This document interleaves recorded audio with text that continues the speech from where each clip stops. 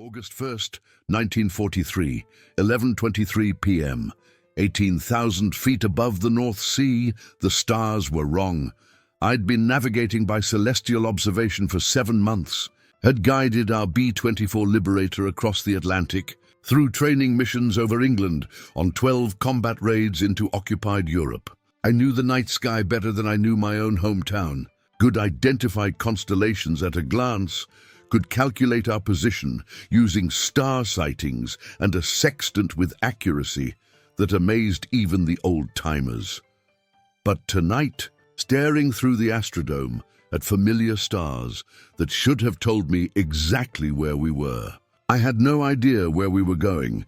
The mission briefing had been clear: Ploiești, Romania. The oil refineries that supplied 40% of Germany's fuel. Destroy them and you cripple the Nazi war machine. It was the most important target we'd hit yet, and they'd assembled 177 B-24 bombers for a single massive raid, the largest American bombing mission attempted to date. We'd taken off from Benghazi, Libya at dawn, flew north across the Mediterranean, crossed the Greek coast right on schedule. Everything perfect. Textbook navigation through the first 8 hours of the mission.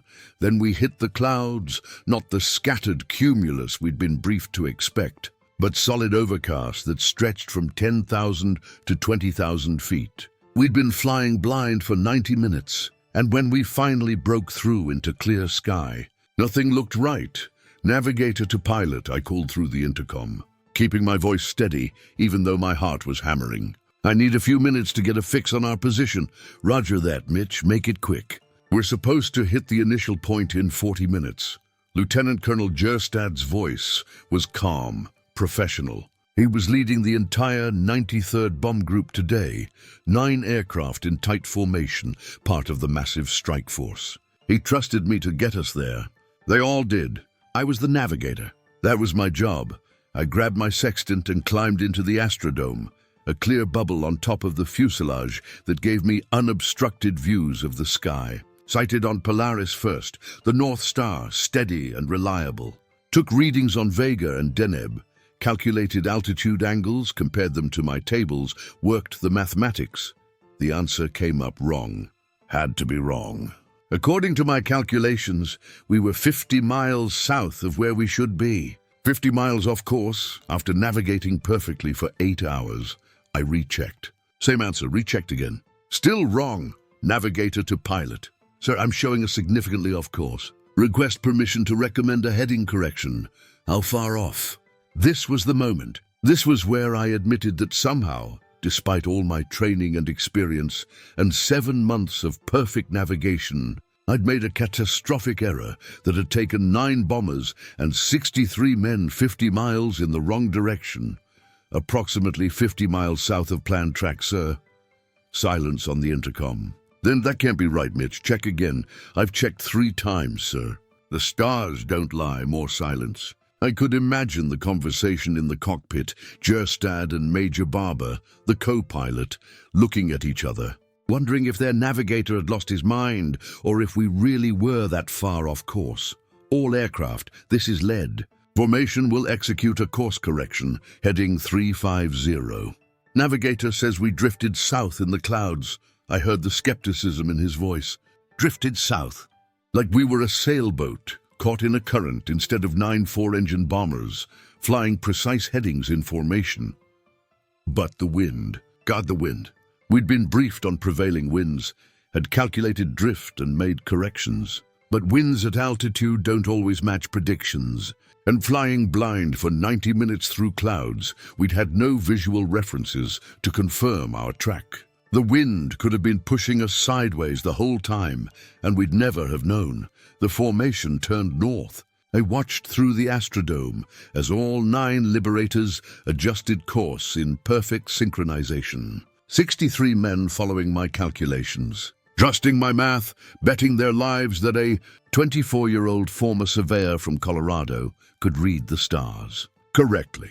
What I didn't know, what I couldn't have known, was that we weren't the only formation that had gotten lost in those clouds. Behind us, ahead of us, The entire strike force was scattered across hundreds of square miles of Romanian airspace. The carefully planned, precisely timed attack was already falling apart, and we hadn't even reached the target yet. Let me back up. Tell you how I became a navigator in the first place. I'd been a land surveyor before the war. Colorado Department of Transportation, measuring roads and plotting bridges through the Rockies. The work required precision, understanding angles and distances, calculating positions using triangulation, reading topographical maps. When I enlisted in the Army Air Corps in 1941, some genius in personnel looked at my civilian job and said, "This kid can do math. Make him a navigator." They sent me to Hondo, Texas for training. 6 months of intensive instruction in dead reckoning, celestial navigation, radio direction finding, pilotage. We learned to navigate by stars, by landmarks, by radio beacons, by pure mathematics when nothing else was available. The instructors drilled it into us. The navigator is responsible for getting the aircraft to target and home again. Pilots fly the plane, bombardiers drop the bombs, gunners defend against fighters. But none of that matters if the navigator doesn't know where they are. You gentlemen will be responsible for 9 other lives, Captain Williams told us during our first week. Every man on your aircraft depends on you to get them home. Don't forget that. Don't ever forget that. I'd taken the responsibility seriously, studied harder than anyone else in my class, graduated top of the group, got assigned to the 93rd Bomb Group, flew across the Atlantic using only celestial navigation and arrived at our British base within 3 miles of the planned arrival point. Perfect navigation across 3,000 miles of ocean. I was good at this. Really good, until tonight we flew north for 20 minutes. I kept taking star sightings, kept recalculating our position, kept confirming that yes, we'd been off course, but the correction was bringing us back to the planned track. Everything was going to be fine. Then I saw the city. Through the Astrodome, I could see lights ahead and below us, a major urban area, completely lit up. That was wrong. Romania was under blackout conditions. German-occupied territory didn't leave lights on during bombing raids. But there it was, a sprawling city with streetlights and building illumination, visible from 20 miles away. I scrambled down from the Astrodome and grabbed my maps. Studied the approach route. According to the flight plan, we should be seeing Ploiești right now, a small city 30 miles south of Ploiești. But Ploiești was a minor town, maybe 20,000 people. The city ahead of us looked 10 times that size. Navigator to pilot. Sir, I'm seeing a major city at our 12 o'clock, approximately 20 miles. But it's not on our route. It's too big to be Ploiești. Could it be Ploiești? Could we be ahead of schedule? I checked my calculations again. We'd lost time with the course correction. No way we were ahead of schedule. But what else could it be? Negative, sir. We should still be 30 minutes from Ploiești. I don't know what city this is. We'll figure it out, Mitch. That's your job. His voice was sharp now, frustrated. The mission was falling apart, and the navigator couldn't identify a major city. Not exactly confidence-inspiring. I spread out my maps, tried to match what I was seeing with terrain features. The city was on flat ground, no major rivers visible. That didn't match Ploiești, which sat near the Prahova River, but it also didn't match anything else on our route. Then I saw it. Just north of the city, a distinctive pattern of lights that could only be an active airfield. And not just any airfield. This one had multiple runways, extensive facilities, looked like a major Luftwaffe base. We'd flown directly over a German fighter base with our bomb bay doors closed. Navigational lights on, no fighter escort, completely unprepared for combat, and they hadn't scrambled to intercept us. That's when I realized what had happened. The city was Bucharest, the Romanian capital, 45 miles south of our target. We weren't off course by 50 miles like I'd thought. We were off course by 80 miles, and I'd just corrected us away from the target instead of toward it. Navigator to pilot. Sir, my voice failed. How do you tell your commanding officer that you've just made a navigation error so catastrophic that you've taken the lead element of the most important bombing raid in the war to the wrong city? Spit it out, Mitch. Sir, I believe that city is Bucharest. I believe I miscalculated the correction. We're south of the target, not north of it. The silence on the intercom was deafening. I could hear someone in the waist breathing heavily. Could hear the steady drone of our 4 Pratt & Whitney engines. Could hear my own heartbeat pounding in my ears. You're telling me, Jerstad's voice was very quiet, very controlled, that you've navigated us to the wrong target? That we're flying away from Ploiești right now? Yes, sir. I believe so. Sir, I'm sorry, Can you get us back on course? Yes, sir. New heading 285. Should bring us to the initial point, but will be approximately 40 minutes late. 40 minutes. He let that sink in. Mitch, the entire mission is timed to the second. Other formations are hitting different refineries simultaneously. If we're 40 minutes late, we'll be hitting our target alone, without support, after the Germans have been fully alerted. I knew all this, had studied the mission plan for days. The whole point was coordinated strikes on 5 different refineries at the same time, overwhelming the defenses. Arriving late meant arriving alone, meant facing the full fury of German anti-aircraft defenses without the distraction of simultaneous attacks, meant I'd just condemned 63 men to a suicide mission. I understand, sir, but I can get us there. I can get us to the target. All aircraft, this is lead. We're executing another course correction. Navigator has identified our position, and we're heading back to the target. Stay tight, stay alert. This is about to get rough. The formation turned west. I climbed back into the Astrodome and watched as 9 Liberators wheeled through the night sky, following my corrected heading. Below us, Bucharest slipped past. Behind us, that German airfield was probably scrambling fighters right now, alerted by our overflight that American bombers were in Romanian airspace. The bombardier, Lieutenant Sanders, came back to my navigation station. He was from Georgia, soft-spoken, one of the calmest men I'd ever known. He put his hand on my shoulder. "Mitch, what happened? You've never made a navigation error before." The winds. I didn't account for them properly in the clouds. We drifted south and I thought we'd drifted north. I corrected the wrong direction. Can you get us to target? Yes, but we'll be late. Way late, he nodded slowly. Then we'll be late. Better late than not at all. But Mitch, you need to understand, when we get there it's going to be hell. The Germans will be ready. Every gun will be manned. Every fighter will be up. Men are going to die because we're arriving late. I know. Do you? Do you really understand that? His voice was gentle, not accusatory. Because you're going to have to live with this. Whatever happens at that target, you're going to carry it forever. I couldn't respond, couldn't speak. Just nodded and turned back to my charts, trying to calculate the new approach, trying to figure out how to salvage this disaster. The intercom crackled. "Navigator, pilot, how much longer to target?" 35 minutes, sir. "Roger, all gunners, test your weapons." "We're going in hot."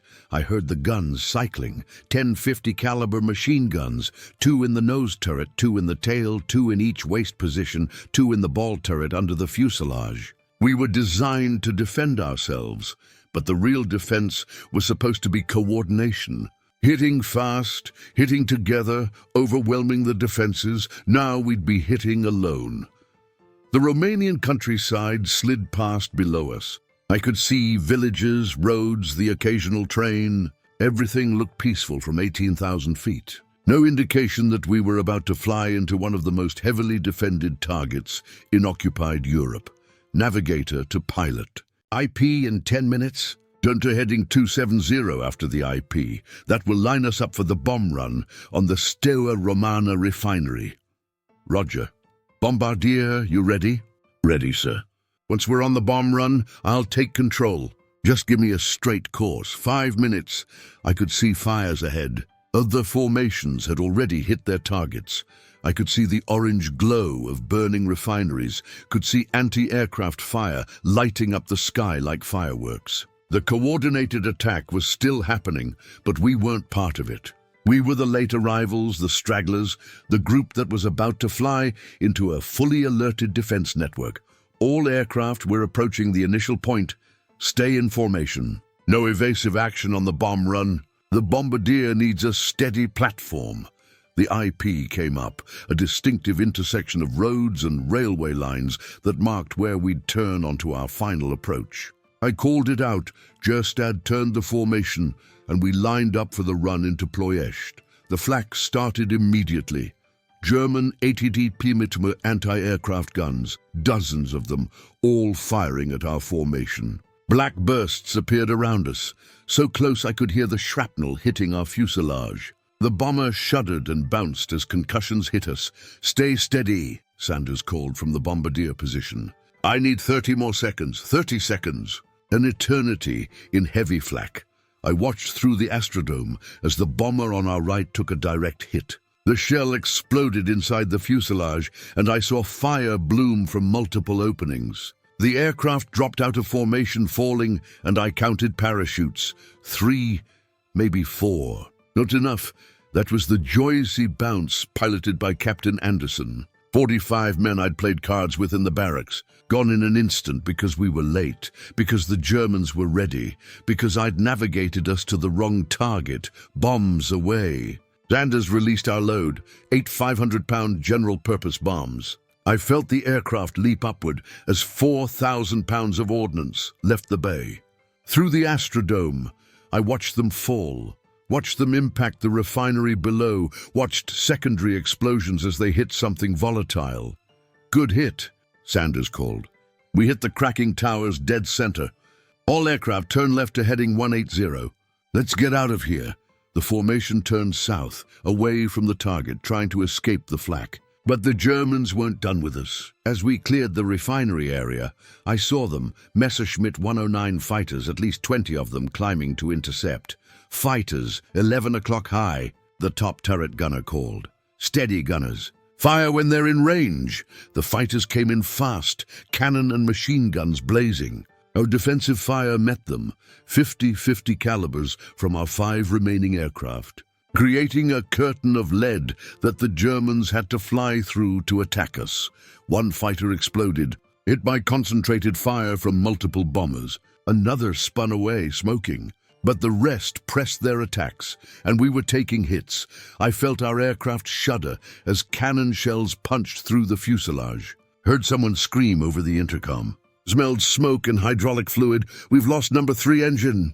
Barber called from the cockpit, feathering the prop, 3 engines. We could fly on 3 engines, but we'd lose speed and altitude. Would become an easier target for the fighters. Another bomber went down, the Hadley's harem, caught by multiple fighters simultaneously. It didn't explode, just fell apart, pieces separating as structural integrity failed. 9 more men dead. We fought our way south for 20 minutes. Lost another aircraft to fighters. Damaged 2 more badly enough that they had to drop out of formation and make emergency landings in Turkey. By the time we crossed back into friendly airspace over the Mediterranean, we had 5 aircraft left from the original 9, 28 men dead. My navigation error had cost 28 lives. The flight back to Benghazi was silent on the intercom. Nobody wanted to talk. Nobody wanted to process what had just happened. We just flew, damaged aircraft limping home, hoping we'd make it before something else failed. We landed at dawn. I climbed out of the aircraft on shaking legs, looked at the damage.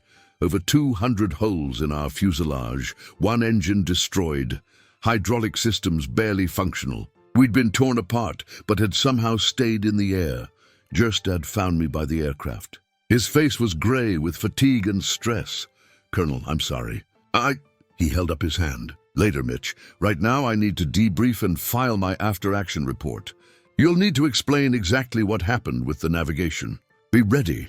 I spent the next 3 hours writing out my navigation log, documenting every calculation, every decision, every error. It read like a catalogue of failure.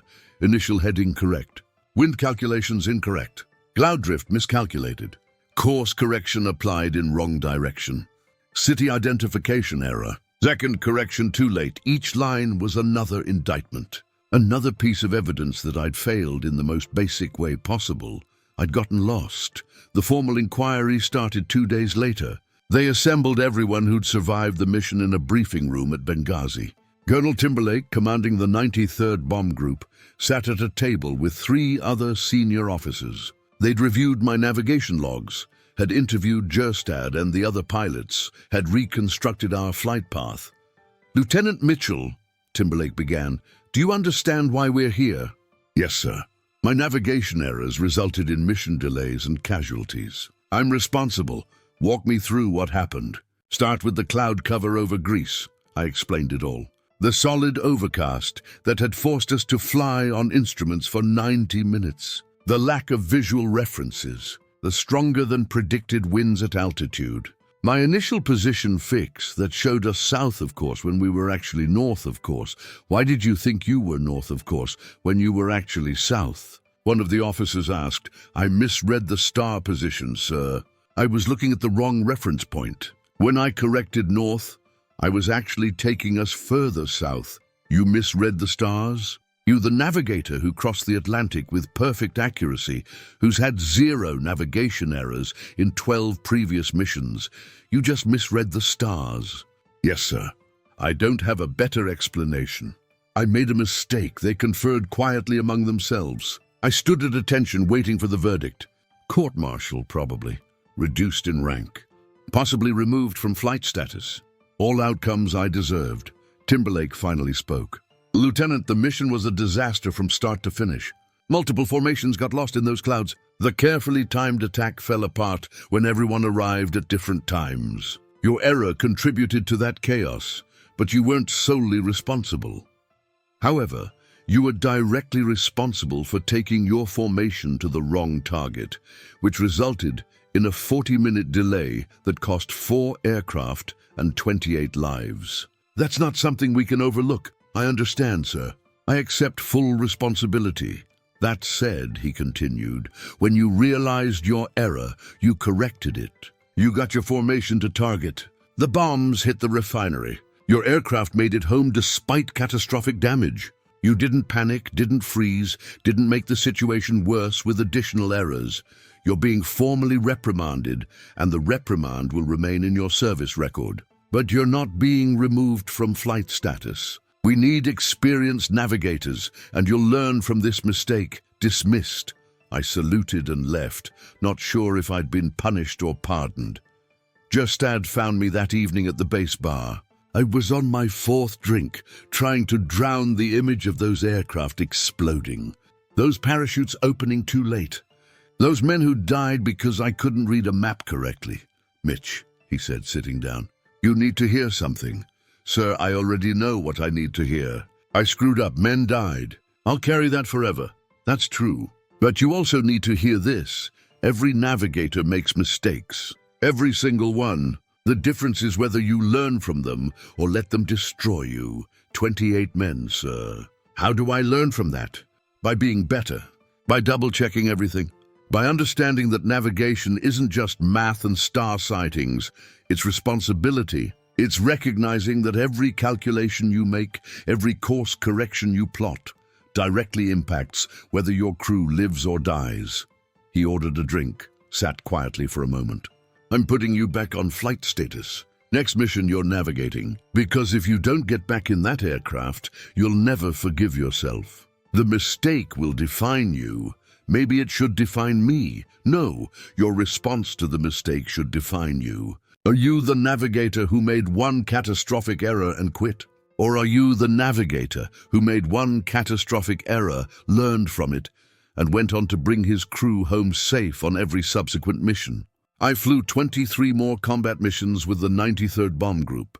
23 missions where I checked every calculation twice, took redundant star sightings, confirmed our position constantly using every method available. 23 missions where I brought my aircraft to target on time, on course, with perfect precision, and 23 missions where I saw those 4 aircraft exploding, saw those parachutes opening, saw the consequences of my mistake replaying in my mind. In January 1944, we were transferred to England for operations against Germany. I continued navigating, continued bringing crews home, continued carrying the weight of Ploiești. The nightmares never stopped. I dream of looking through the Astrodome, seeing stars that made no sense, calculating positions that were wrong. Would wake up in a cold sweat, double-checking maps that weren't there, trying to figure out where I'd gone wrong. During one mission over Berlin, we took heavy flak damage, lost 2 engines, had to drop out of formation, limped home alone. I navigated us across 400 miles of hostile territory, calculated the shortest route to England, brought us directly to our home base despite 0 visibility and damaged instruments. The pilot, a young lieutenant named Harrison, shook my hand after we landed. "Mitch, that was the best navigation I've ever seen. How did you do it, with no visibility and half our instruments shot out?" I don't trust instruments anymore.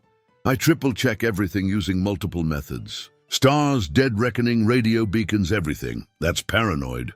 No, that's responsible. I learned the hard way what happens when you trust a single method. After the war, I went back to Colorado, returned to land surveying. The state offered me my old job, and I took it, grateful for work that involved mapping roads instead of plotting bombing runs. But I couldn't escape it. Every time I set up my surveying equipment, every time I calculated an angle or measured a distance, I'd think about Ploiești, about stars that lied, about course corrections applied in the wrong direction, about 28 men who trusted me to get them home. In 1947, I received a letter from Lieutenant Sanders, the bombardier. He'd stayed in the Air Force, was now a captain teaching bombardiers at training command. "Mitch," he wrote, "I wanted you to know something. I use your Ploiești mistake in my training classes, not to humiliate you, but as an example of what happens when you don't verify your information, when you trust a single source instead of cross-checking. But I also use what happened afterward as an example of professionalism under pressure. When you realized your error, you didn't panic. You corrected it. You got us to target. You got us home. That's what separates a good navigator from a dead one. You saved my life at least 3 times in the missions after Ploiești, including that Berlin run. Your mistake killed 28 men. Your excellence after that saved hundreds. Both things are true. You need to hold both truths. I read that letter 1,000 times, tried to believe it, tried to accept that I could be both the navigator who'd made a fatal error and the navigator who'd brought crews home safe dozens of times afterward. In 1953, I attended a reunion of the 93rd Bomb Group in Colorado Springs. Saw men I'd flown with, men who'd survived the war, men who remembered Ploiești as clearly as I did. Justad was there, now a colonel, still in the Air Force. He'd led several more missions after Ploiești, had been awarded the Medal of Honor for a later raid, where he'd deliberately flown into heavy flak to protect other aircraft. A genuine hero, he pulled me aside during the reunion. "Mitch, I need to tell you something. Something I didn't tell you in 1943 because you weren't ready to hear it. Sir, the navigation error at Ploiești wasn't entirely your fault. Yes, you miscalculated, but the winds that day were 60 miles per hour stronger than forecast. Nobody told you that. Weather briefing was wrong. The clouds were heavier than predicted. Visibility was worse than expected, and you were working with maps that were 3 years out of date. You made an error, yes, but you were set up to fail. The mission planning was inadequate. The intelligence was wrong. The weather data was incorrect. You did your best with bad information in terrible conditions. That doesn't excuse the mistake, but it explains it. Why didn't you tell me this in 1943? Because you needed to take responsibility, needed to understand the weight of navigation. If I'd made excuses for you, you'd have used them, would have told yourself it wasn't really your fault. But by accepting full responsibility, by carrying that weight, you became a better navigator. Your error rate after Ploiești was 0. 0, Mitch. In 23 combat missions, you made 0 navigation mistakes. I was terrified of making another mistake. Exactly. Fear made you meticulous. Guilt made you careful. The men who flew with you after Ploiești had the best navigator in the Air Force because you'd learned what failure cost. I didn't know how to respond to that. Didn't know if it made me feel better or worse. Both maybe. In 1978, I was contacted by a military historian writing about the Ploiești raid. He wanted to interview me about the navigation errors, about what had gone wrong. The raid was a disaster, he said. 54 aircraft lost out of 177, over 500 men killed. The refineries were back in operation within weeks. From a military standpoint, it was a failure, I know. But here's what's interesting. Every analysis of the raid focuses on the mechanical problems, the tactical errors, the intelligence failures. But very few mention what it must have been like for the navigators, trying to guide formations to target with inadequate maps and bad weather data. Your error was just one of dozens that day. That doesn't make me feel better. It shouldn't, but it should give you context. You weren't uniquely incompetent. You were working in an impossible situation with insufficient support. The miracle isn't that you made an error. The miracle is that any navigator got their formation to the right target at the right time. He published his book in 1979, dedicated a chapter to navigation problems during the raid, interviewed multiple navigators, documented similar errors across multiple formations, concluded that the mission planning had been fundamentally flawed. I read the chapter a dozen times, tried to reconcile his analysis with my own guilt, tried to understand how both could be true, that the system had failed us and that I had failed the men counting on me. In 1982, I received an invitation to speak at the Air Force Academy. They were teaching a course on precision navigation, and they wanted a combat veteran to discuss lessons learned. I almost declined. Didn't want to stand in front of young navigators and confess my mistakes. But something about the invitation felt right. Like maybe 39 years was long enough to carry this alone. I stood in front of 60 cadets and told them about Ploiești, about the clouds and the stars and the course correction applied in the wrong direction. About 4 aircraft exploding and 28 men dying because I'd miscalculated. You will make mistakes, I told them. Every navigator does. The question isn't whether you'll make mistakes. It's how you respond when you do. Do you freeze? Do you panic? Do you make the problem worse with additional errors? Or do you acknowledge the mistake, correct it, and learn from it? Do you become better because of failure rather than destroyed by it? A young cadet raised his hand. Sir, how did you keep navigating after Ploiești? How did you get back in the aircraft knowing what had happened? Because men were counting on me. Because running away from responsibility doesn't undo mistakes. And because the best way to honor the men who died was to ensure no one else died from my errors. After the lecture, several cadets approached me. One was particularly intense, a young officer named Peterson, already selected for navigator training. Sir, that story terrifies me. The idea that I could make one mistake and kill dozens of people. How do you live with that possibility?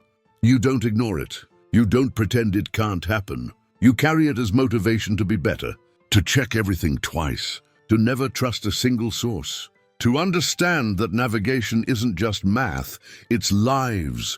But what if I'm not good enough? What if I make the same kind of error you made? I thought about that for a long moment. Then you do what I did. You acknowledge it. You learn from it. You become better. And you honor the mistake by ensuring it doesn't happen again. I never flew after the war ended. Never wanted to. The sight of an aircraft made me think of navigation stations and star sightings and course corrections. Made me think of Ploiești, but I never stopped navigating.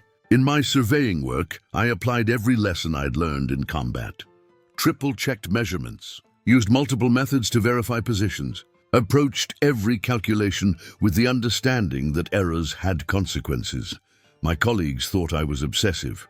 Mitch, it's just a road survey. Why are you checking it 3 times? Because precision matters. Because doing it right the first time matters. Because I learned a long time ago what happens when you trust a single measurement. In 1993, 50 years after Ploiești, I returned to Romania. The refineries were still there, rebuilt after the war, still producing oil. The country was different now. Communist, isolated, nothing like the Romania I'd bombed in 1943. I stood at the site of the Steaua Romana refinery and tried to reconcile memory with reality. This peaceful industrial facility was where men had died because I'd navigated them to the wrong place at the wrong time. A Romanian man approached me, elderly, must have been in his 60s. He spoke some English, asked if I was American. Yes, I was here during the war. I was part of the bombing raid. His face hardened. You destroyed our refineries, killed our workers. For what? The war ended anyway, I know. I'm sorry. I don't expect you to forgive that. He stared at me for a long moment. My father worked here. He survived the raid. He told me about watching the bombers come in, about hiding in the shelters, about the explosions. He said you Americans were brave, flying into such heavy defenses. We were stupid more than brave. No, you were doing your duty. Same as we were. War makes enemies of people who should be friends. He extended his hand. I'm Andre. James. We shook hands at the site where I dropped bombs 50 years earlier. Strange reconciliation, but reconciliation nonetheless. I died in 2001 at age 82. Heart attack while working on a surveying project in the Rockies. My children found my old navigation logs in a box in the basement, carefully preserved, every mission documented, including the detailed analysis of what had gone wrong at Ploiești. My daughter called me a few days before I died. Dad, I found your war records. I didn't know you'd made such a serious mistake. Why didn't you ever talk about it? What was there to say? I made an error. Men died. I learned from it. That's the story.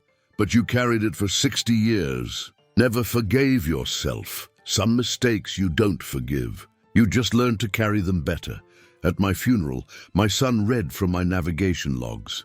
The entry for August 1st, 1943, mission to Ploiești. Navigation error resulted in delayed arrival at target.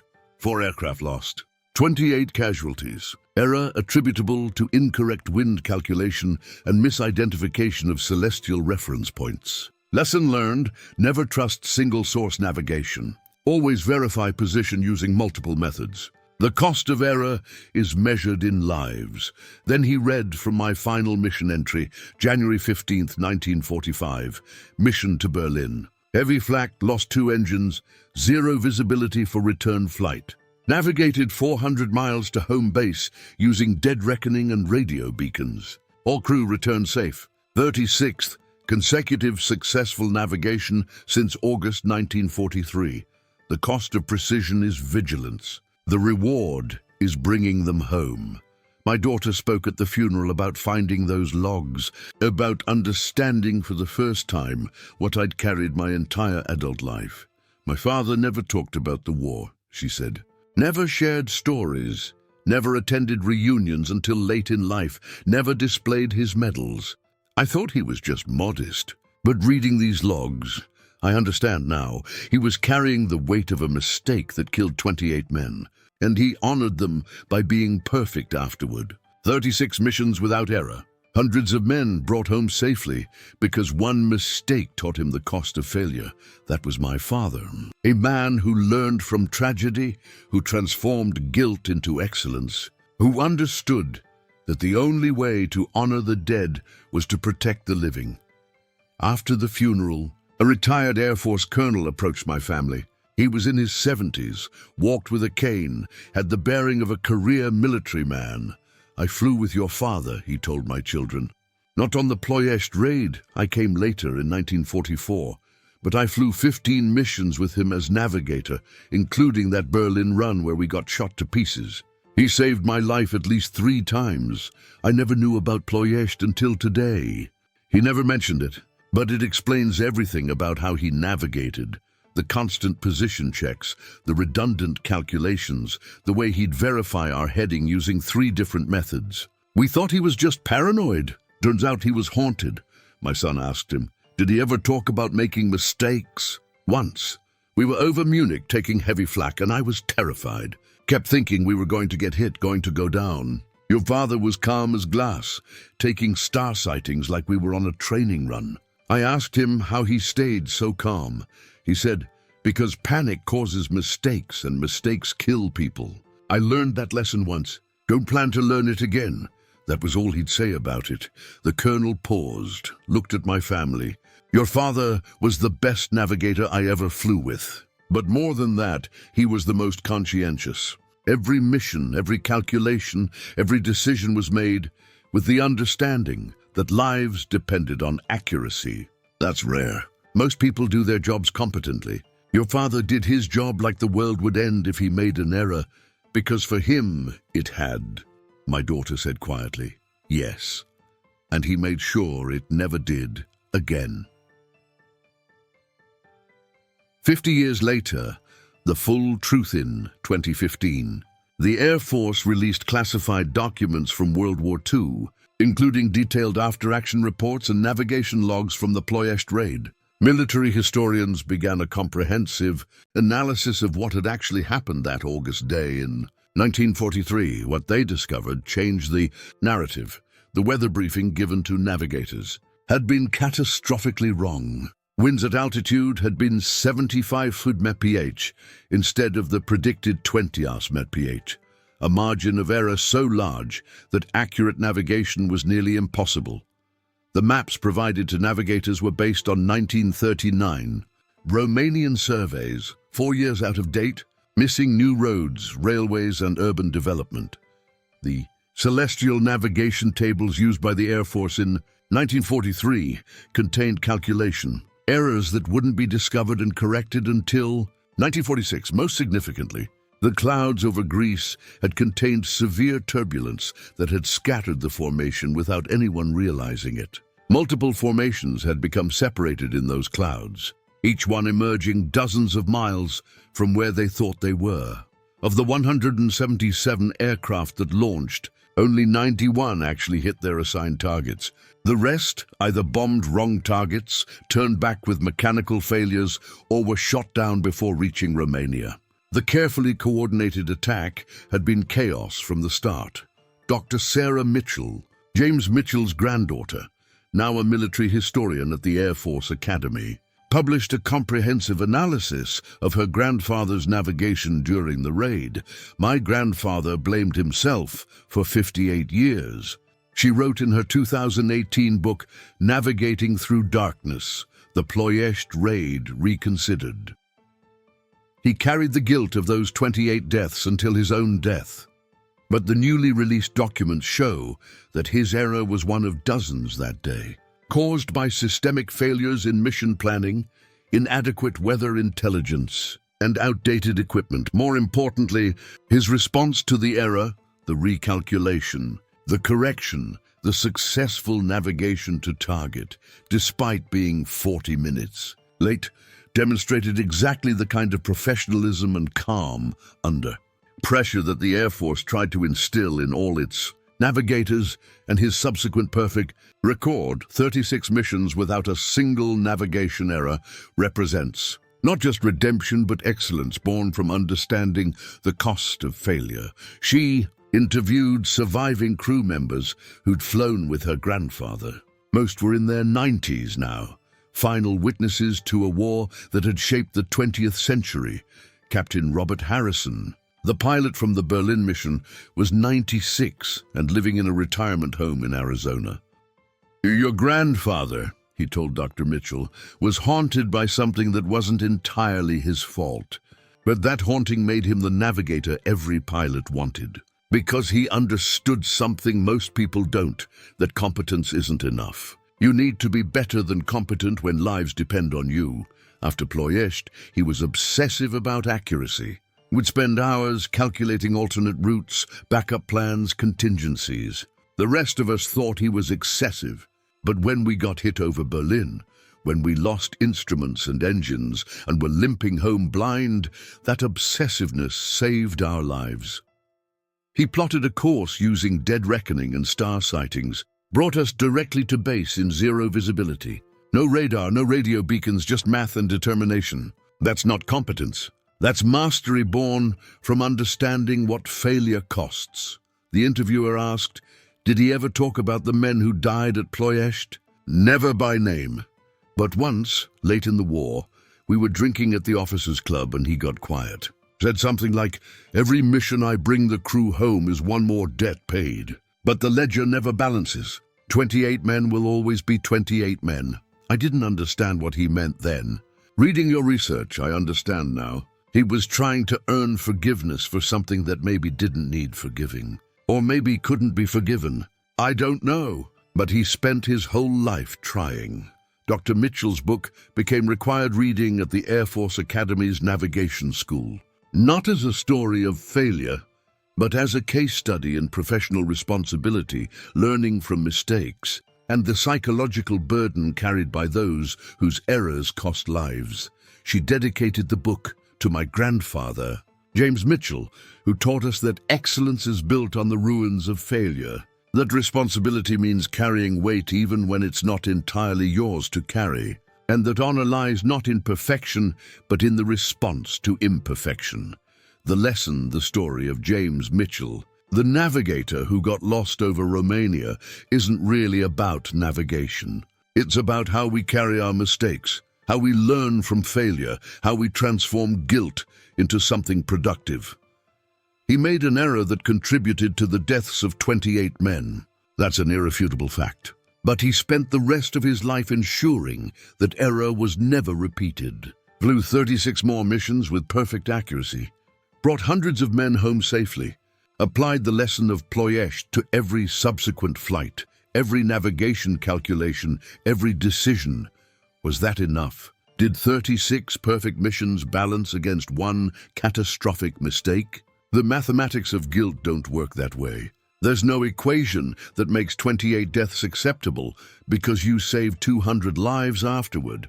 But maybe that's not the point. Maybe the point is that James Mitchell understood something fundamental, that when you fail, when your mistakes cost lives, you have two choices. You can be destroyed by it, let it crush you, quit because the burden is too heavy. Or you can carry it, learn from it, transform it into motivation to be better.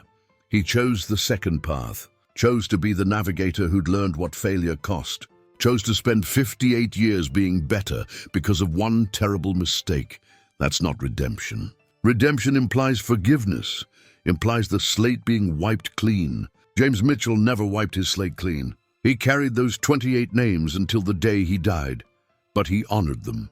By being better, by bringing others home, by teaching the next generation that mistakes have weight. That responsibility means understanding the cost of error, that excellence is built on the foundation of lessons learned through failure. In the end, that might be all any of us can do with our mistakes. Carry them, learn from them, use them to be better, not to earn forgiveness, but to honor the cost by ensuring we don't repeat the error. James Mitchell got lost over Romania on August 1st, 1943.